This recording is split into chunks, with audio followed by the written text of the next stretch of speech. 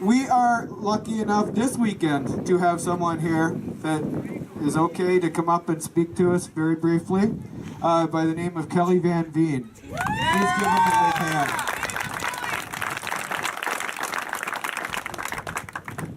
This is all impromptu, actually. Someone ended up coming up. Well, actually, Sam even just pitched the idea to me. She asked me, do you have some time to give a speech on autism?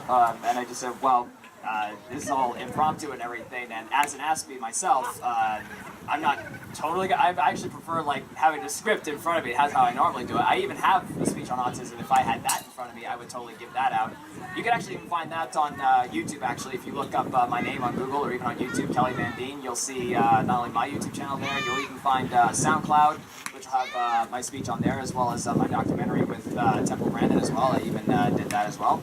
And you can even find me on LinkedIn as well to see like some of the accomplishments I made, despite me having such a high-functioning thing that I have, Asperger's syndrome. I had, what else can I say about that? I had it when I was diagnosed, I think around the age of 3, if that sounds about right, but I was never really aware of it until grade 6, when I started discovering that I started being like, not necessarily alienated, but so much that I was completely different and thought differently from a lot of my peers. And there were times when they often teased me about things, and they even like took advantage and just, you know, like not so much verbal abuse, but they were just like really mean to me and everything. And but that's not necessarily just because they hated me in particular or anything. It's just because, and I even eventually figured out, it's just they really didn't understand. And so I figured, because in grade 8 we had speech competitions, the oral communications contest, and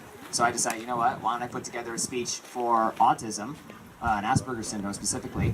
So I did that, and the day after, that's when the students, they started talking to me, and things I've noticed, like they started asking me questions, they started understanding. Those that did understand me, they started like changing their attitude around me, and they started like treating me nicely. And those that didn't, or like that originally teased me before, they either got to know me a bit more, or they just decided to ignore me altogether. You know, because it's like Ellen DeGeneres said, you just gotta treat everyone kindly, be kind to one another. That's how it works. You know, hey, you know, people with Asperger's, they just might be your boss. You know, like Bill Gates. So, you know, just be aware of that. Of course, that's common sense. You just gotta treat everyone with kindness anyway.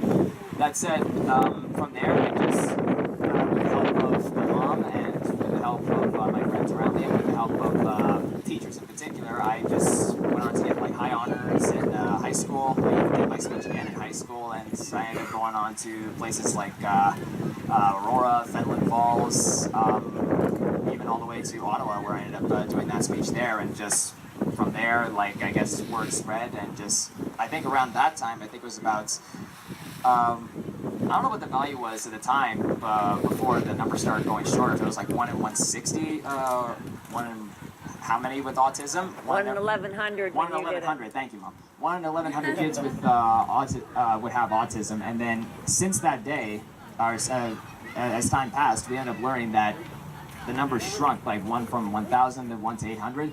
I think the lowest I heard at one point, I could be wrong, but the lowest I heard was 1 in 64 children had autism, and that was pretty shocking. But at the same time, you know, it just goes to show, like, we're really trying to treat this matter seriously. Because before, like, back in like the olden times, you figured like people would just look at you very differently, or put you in an asylum or something, or just even as going back to the mall or grocery store example, like if you see them melting down, they may not necessarily be spoiled or anything. They're not necessarily jerks or anything like that, unless they're Dennis the Menace, but that's a different story. For all we know, they could just be misunderstood. The parents themselves, like, even if you see them fretting or anything, they could just be having a very difficult time. They could have it far worse than you. You never know. So just, again, it goes back to so much just simply saying, do you need help with anything? Do you mind if I help? Or are you okay? Some simple words like those, simple thoughts like those, simple actions, they can go a long way. Again, you gotta treat everyone with kindness. That's how it all works. You go full circle. I could say a lot about autism. Like I said, feel free to check out my YouTube channel, Kelly VanVeen, or even SoundCloud. I'll give more info about it. You can even look up on other sites as well, Autism Speaks, sites like those. Even come to this table for more information, or just they can link you to other places. Just, if you need any more information, don't be afraid to ask. That's just like the students in my school. Don't be afraid to ask. Don't judge before, you shouldn't judge people before you get to know them. That's exactly what it's all about. So, and even like with me, with high function autism, like a lot of people wouldn't even suspect that. Even like the people in Ottawa, they said like, we had no idea you had autism. If we'd known, we probably would have treated you a bit different. Like, no, you didn't need to. I want to be treated equally, just like everyone else. I want to be treated with kindness like everyone else, because it's like karma. I do good things for you, and you do good things for me. Like we all just, that's just how it works. Again, like Ellen DeGeneres always says, be kind to one another. Don't be afraid, just ask. All right? Imagine a wonderful day and an awesome summer. That's like very fast.